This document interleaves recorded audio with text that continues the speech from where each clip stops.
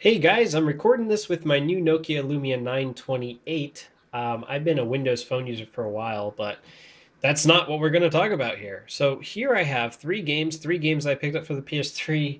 Yeah, if you guys have noticed, a few of you guys have actually noticed I've been using my PS3 lately. Um, yeah, it's actually running, which I'm very surprised.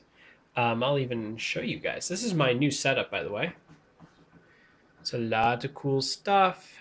Rant receivers. Mac Mini is my Plex media server.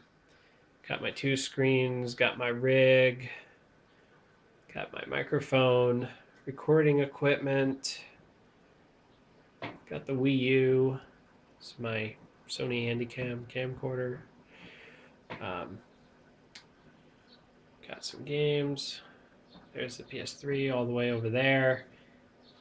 I got this a while back. I don't think I ever showed it, but I have the camouflage controller, which is actually ridiculously good. I mean, well, it's nice having a new controller. Never had a new one. So, what have I been playing lately? Well, Ni-No-Kuni, awesome fucking game. Definitely, highly recommend it. You know, it's really, really nice. You know, good stuff. Gran Turismo 5 XL Edition. I don't know what really to say about this. I don't know. I'll have to play it a little bit more to get used to it.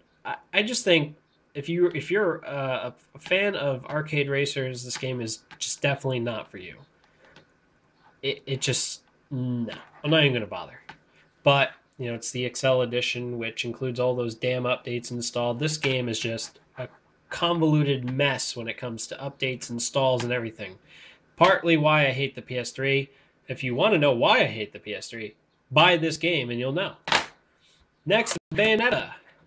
I wanted to get this game when it came out, but never thought it was worth 60 bucks. Got it for $20 on Amazon. Funny story about this damn game was I went to GameStop last week. I was going to pick up these two games, right? This one used, this one brand new. And the guy asks me for my ID. Now, I make it my personal policy to give any store cashier or manager a hard time when it comes to ID. My reasoning for this is I'm a firm believer that violence in video games do not cause people to become violent. And if you're one of those who believes so, there has yet to be a single study released that actually confirms it.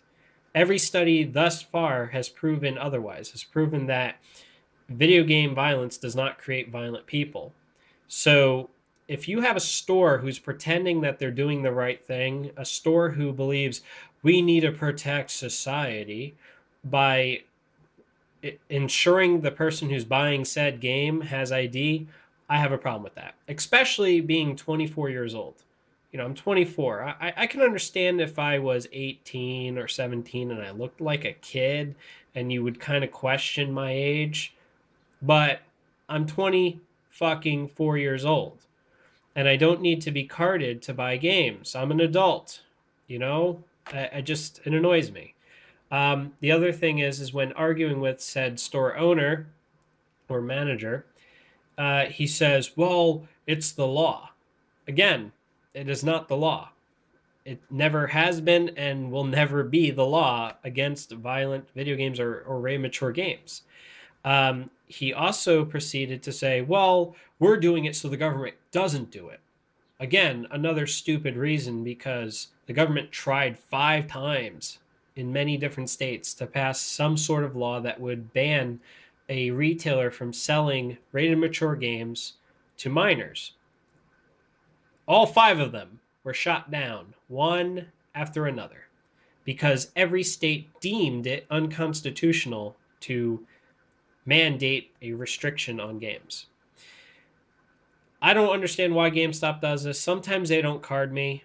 I mean, I don't understand, you know, like I bought, what was it? Assassin's Creed the 3, I believe it was. I bought it at the same store from the same guy and he didn't card me. Maybe it had something to do with me also buying a Wii U at the same time, but that's besides the point. And I even said that to him. I said, you know, I bought Assassin's Creed here, and you never carded me. So, you know, shut up to GameStop. So instead of buying it from them, what I do when I give them a hard time, I buy it elsewhere. I bought these from Amazon, free 2-day shipping. Yes, I don't get to walk out of a store with these games, but you know, the principle of the matter is it's not up to GameStop to dictate what I can or cannot buy. It's not up to them to police what their customers buy. They can have all the policies they want. Just note this, I'm not going to buy a game from you if you're going to give me a hard time over ID. Yes, some can say, well, just whip out the ID. The principle of it is they shouldn't be asking for my ID to begin with. Target does it as well, but Target, every time I have them get a manager, the manager keys it in. And I do it over and over and over, so that way the manager will tell corporate to go fuck themselves and stop with the stupid policy. It's stupid. Now, another reason why I get upset is that I've been to a liquor store 5 times too. Not once have I ever been carded to buy liquor. Go figure. You would think it would be more difficult to buy alcohol than it would be to buy a rated mature game. But in reality, it's harder to buy a rated mature game than it is to buy alcohol. And that annoys me. And it's not the same store. It's not people I know that are selling it to me. I've been to many different stores. You know, I've been to ones in South Jersey. I've been to one in New York. They didn't fucking card me. And I'm wondering why I'm being carded to buy a video game, but I'm not being carded to buy alcohol. That's just stupid. So, enough of this rant. Definitely some great games here. Highly recommend Ni-No-Kuni if you have not yet played it. It recently had a price drop. Definitely a good idea. I will be making a few videos in the future regarding the PlayStation 4, so definitely check that stuff out. As well as I'll be making a video tomorrow regarding the next generation Xbox system announcement thing. Yeah. So take care, guys. Look out for future videos. And if you have yet to listen to our podcast, which a podcast is not something you watch for an hour, you listen to it. And for those that will understand why I'm being like sarcastic, there's a lot of idiots that don't understand the concept of a podcast. Namely, there was a particular one here, which I'll actually play. So here it is. Here's the guy who did it. Daniel Evazio. Did anyone listen to this 1 hour and a half video? What the fuck? I have a life. Again, you're missing the point of a podcast. 90% of podcasts are an hour or more. Look at Leo Laporte's Twit network.